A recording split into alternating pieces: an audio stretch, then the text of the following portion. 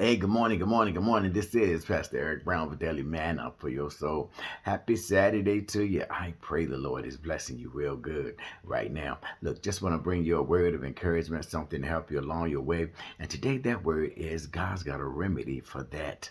Can I tell you, whatever you're facing with, whatever you're going through, whatever you're dealing with, God has a remedy for that. God has a plan. God has a way of escape. God has a way out. God has a way through. God has whatever it is that you need to overcome that situation and bring you to the victory. I'm here to tell you, you better rest assured and know that God has a remedy for your situation. I'm reminded of the children of Israel. If anybody ever needed a remedy for their situation, they surely did.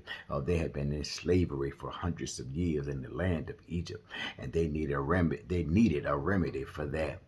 God saw fit to send His man Moses to Pharaoh and demand that Pharaoh let his people go. Even though Pharaoh did not want to do it, God had a remedy for that. God sent 10 plagues, and that last plague finally convinced Pharaoh to let God's people go, and they marched out of Egypt. They marched out of Egypt, the Bible says, with the riches of Egypt. Somebody need to understand that God has a remedy for your situation. But when they got out of Egypt, they found themselves faced with the Red Sea in front of them, mountains to one side and wilderness to the other side, and Pharaoh coming up fast behind, because Pharaoh's heart got hard again and he came after them. I'm here to tell you, but as they sat there, as they began to murmur and complain and to cry out unto God, I'm here to tell you, God had a remedy for that. For God surely parted the Red Sea and they marched across on dry land. But not only that, God saw fit to allow Pharaoh to chase them, and when Pharaoh chased them, God closed the waters back up and destroyed the great army of Egypt that day.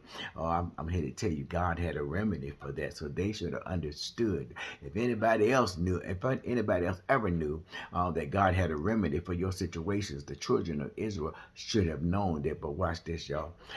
After they left that great victory of the parting of the Red Sea, it was about a 3 days journey from there that they found themselves in a place in the wilderness where they were looking for water. They couldn't find any water. And what did they do? They began to murmur and complain. And as it was, they walked up on a place called Marah. But get this, Marah was a place that had water.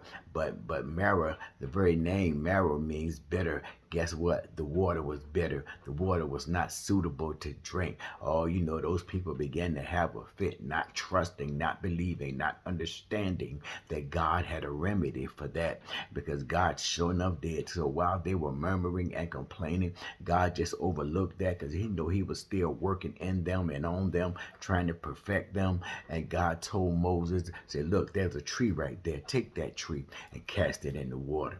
And when Moses cast that tree in the water, can I tell you, the waters became sweet, and they were able to drink water. They were able to sustain themselves. They were able to quench their thirst. I'm here to tell you, when they were faced with a better situation, God had a remedy for that. I just want to encourage you today. You might be faced with a better situation. God's got a remedy for that. You might be faced with lack. God's got a remedy for that. You might be faced with sickness and despair. Can I tell you, God's got a remedy for that. You might be walking in distress and dysfunction. Can I tell you, God has a remedy for that. You might be tired of folk persecuting you. Can I tell you, God has a remedy for that. And let me tell you, that remedy, it involves another tree. Moses used the tree to be the remedy to turn the bitter water sweet. Well, God is still using a tree to make your bitter life complete, to make your life of lack complete, to make your life of sickness well. God is using a tree, and it's the tree that was on a hill far away. It's the tree that we call the old rugged cross. It's the tree that is the emblem of suffering and shame, but it was the tree that Jesus hung, bled, and died on, and He redeemed us from our sins, and He freed us from the penalty of sin. I want to tell you right now, all the things that you're dealing with, all the things that you need remedies for, they are part of the penalties of sin. Lack, sickness, distress, persecution, all those things are of the enemy. But I'm here to tell you that Jesus has come to be the remedy by hanging on that tree and redeeming us of our sins and of the penalty of sin. So whenever we're in lack, God has a remedy. Whenever we're sick, God has a remedy. Whenever we are dealing with distress and dysfunction, God has a remedy. And that remedy, it starts with Jesus Christ. And if you need to be saved and your soul is not right with God, I'm here to tell you, God has a remedy, and it is Jesus. It is Him dying on that cross. It is Him being raised again on the third day. And because He got up with all power in His hand, He can take that same emblem of the cross that was meant to be a shame and a curse unto Him, to use that to set you free. Somebody need to get that today. God has a remedy for whatever you're going through. So for whatever it is, look to the cross.